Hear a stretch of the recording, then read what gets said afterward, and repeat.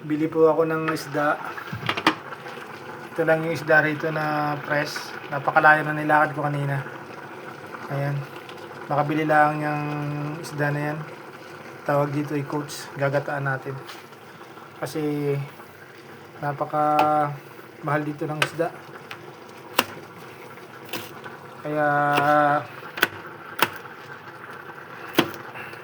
3 piraso.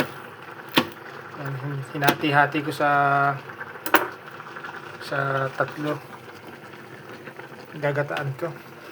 Ginaganga ko lang.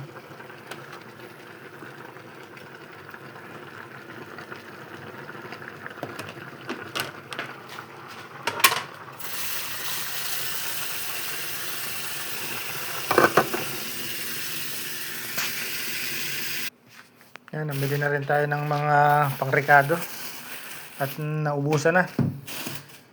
Ayan. Napakamura lang dito ng mga gulay, mga bilihin. Ayan. Ito po yung gata na gagamitin ko. Ayan. Wala ditong press. Kaya panay dilata tayo ngayon. Walang laman ng rep. Naubos na. Ayan, makabili tayo ng spinach, celery, magbi-blender tayo mamaya. Ito, ano siya, lettuce. Ganda ng lettuce, oh. Magkano lang to? 50 cents euro ang bili ko sa piraso.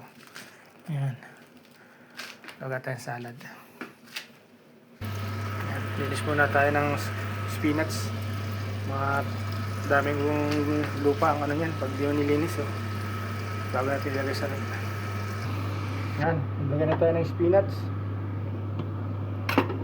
Kala mo ang dami, ano? Pero mamaya pagkatapos yan, konti lang yan pag naluto. Yan, kaya ito ng gata. Hindi natin iubos yung gata at madami wari ko, malabnaw. Diba? Mas maganda yung isang nasa lata, yung aruyo, ang pangatatak niya kulay brown, pula. Ito parang may halong cornstarch.